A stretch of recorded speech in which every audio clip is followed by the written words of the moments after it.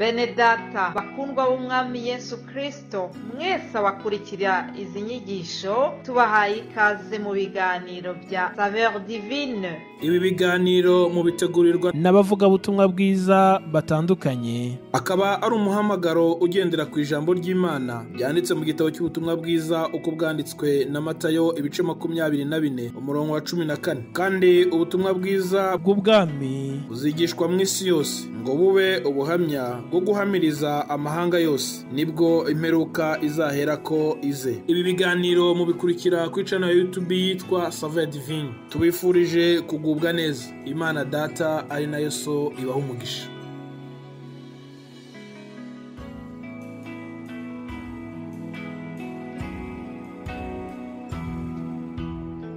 Yesu ashimwe cyane bene data, giye basuza ni Pastor w'Igihana mu kiganiro Saveur Divine. Uyu munsi turaganira ku ijambo ryitwa ubwami bw'Imana buratwaranirwa. Reka dusome mu butumwa bwiza bwanditswe na Matayo igice cya 11 n'umurongo wa 12. Aho haragira hati: uhereye ku gihe cya Yohana umubatiza ukageza none, ubwami bwo mu ijuru buratwaranirwa, intwarane zibugishamo imbaraga.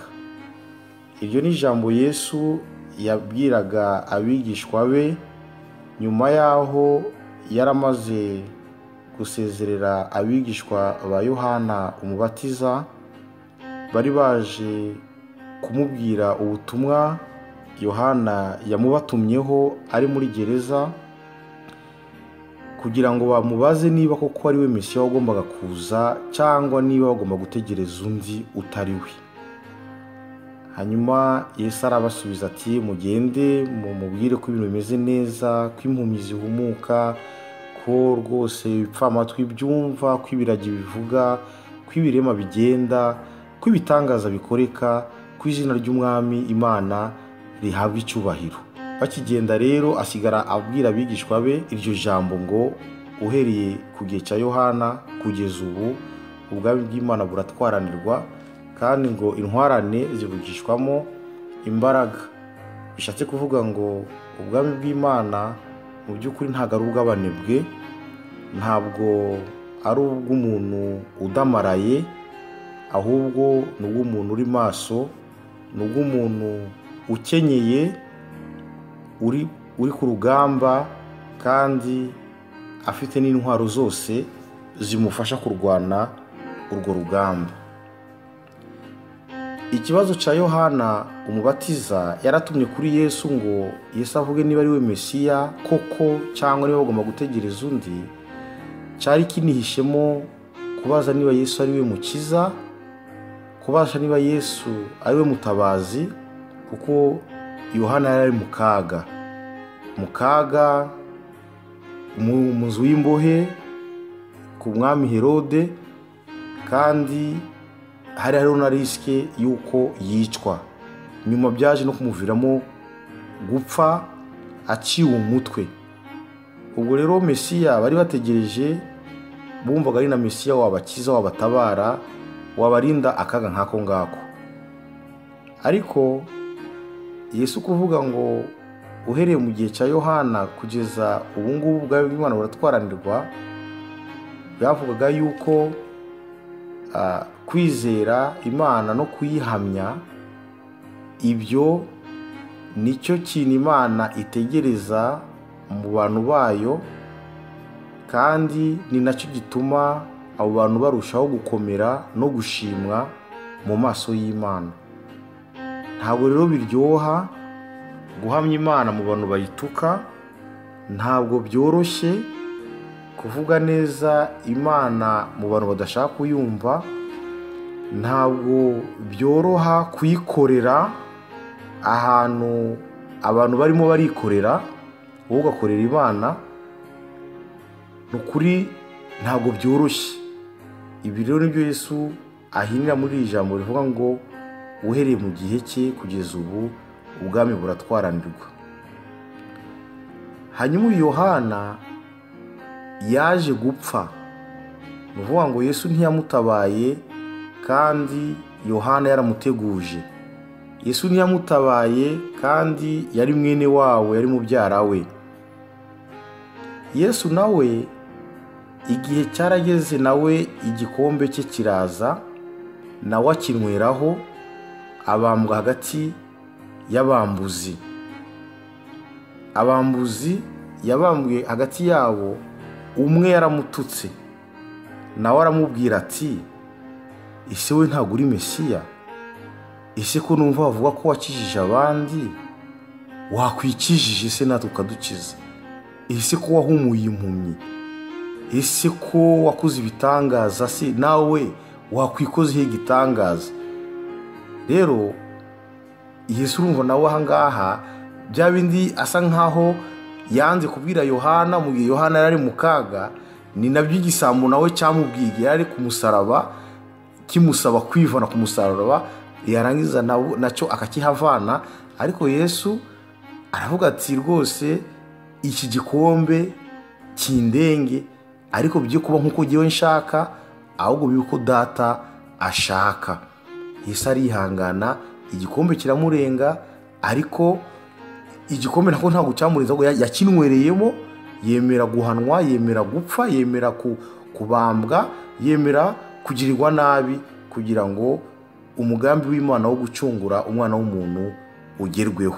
Ariko uko Yesu yemeye Yohana apfa, niko nawe ataretse agendera ku nyuro z'icyo gisambo bari babambanwe, kugira ngo akoreshe ububasha bwe bwa Mesiya, yirinda kubabara, ahubwo yemera kubabara, yemera kubabazwa, kugira ngo adatambamira umugambi w'Imana wo kuturokora. Ubu bwami bw'Imana Yesu yavuga ngo uhereye ku gihe cya Yohana buratwaranirwa, intwarane zikabugishamo imbaraga, mu by'ukuri twabisobanukirwa gute? Mu by'ukuri iyo usomye ijambo ry'Imana mu bindi bice bijyanye n'ubu bwami uko bukora n'icyo budusaba, ubona hari aho Yesu avuga yuko kugira ngo tubujyemo ngo bisaba umuntu kwiyanga, ngo umuntu wiyanga akanga ubugingo bwe ntabwiteho, ngo ni uzaburengera. Ni ubwami busaba umuntu kwiyanga kugira ngo ajye muri ubwo bwami. Ahandi Yesu akavuga ngo icyamuzanye kugira ngo atane umwana na se, umukazana na nyirabukwe. Ni ubwami butuma imyumvire yacu iva mu bya kimuntu ikajya mu by'umwuka. Ni ubwami butuma duhindura urwego rw'imitekerereze n'imirebere y'ibintu. Ahandi Yesu akatubwira ngo munyure mu irembo rifunganye. Iryo rifunganye rero ntabwo warinyuramo ari amahitamo yawe, warinyuramo ari amaburakindi, ngo kuko ngo irembo ari rigari, ibintu byoroshye, umuntu yabikora uko abyumva, yabikora uko abishatse, yabikora uko abibonye, ngo ni inzira igana mu irumbukiro. Ngo ariko irembo rifunganye, irembo rigoye, ngo ni inzira ijya mu bwami bw'Imana, ni inzira ijya mu ijuru kwa Data. Rero aho nta handi hano Yesu agerageza gusobanura amagambo avuga iby'ubu bwami, uburyo atari ubwami bw'amagambo, ahubwo ari ubwami bw'imbaraga, ari ubwami bw'intwarane, kandi nazo ngo zikabugishwamo n'imbaraga. Ahandi akavuga ngo umwanzi wawe ntumwiture ibyo we yagukoreye, ahubwo umwerere imbuto, ahubwo umwiteho, ahubwo umurute. Ntumwumvishe, ahubwo umurute, umubanire. Ahandi Yesu akatubwira ngo ushaka kuba mukuru yemere abe mutoya, yemere abe umugaragu w'abandi, nibwo azaba abaye mukuru. Muri ubwo bwami burimo amahame ataryoshye, ataryohereye, atavugitse. Imbaraga rero zisabwa kugira ngo tubujyemo ni imbaraga z'umutima, ni imbaraga z'umutima. Nizo mbaraga kiriya gisambo cyakoresheje gicyaha kigenzi cyacu ku musaraba. Kivuga ati ese twebwe ko tuzira ibyo twakoze, uyu nguyu akaba ari marayika, ari mu kigero kimwe natwe, ntunatinya n'Imana, cyo cyise Yesu Imana. Rero natwe imbaraga dusabwa ni ukurinda imitima yacu kugira ngo itaremererwa, kugira ngo itagwa isari.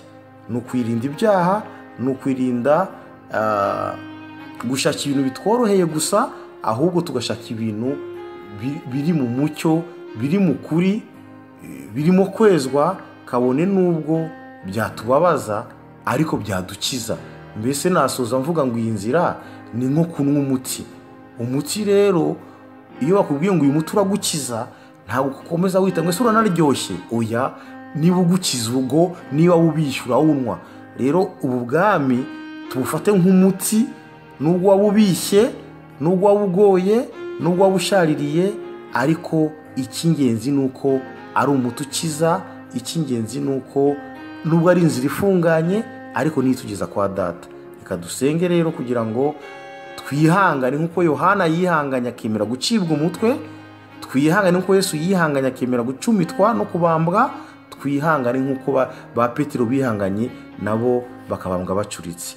Mana ndagushimiye, ijambo ryawe ni ukuri, tuyobore ni ukuri inzira nziza igutunganiye, kugira ngo tudasitara cyangwa tutayoba iby'iyi nzira yawe, ahubwo ubwami bwawe ni ukuri butwaranirwa, natwe dufashe kugira ngo tube intwarane, mu ntwarane zivugishwamo imbaraga, natwe tube mu Mana. Ubidufashe mudushoboze, mu izina rya Yesu, amen.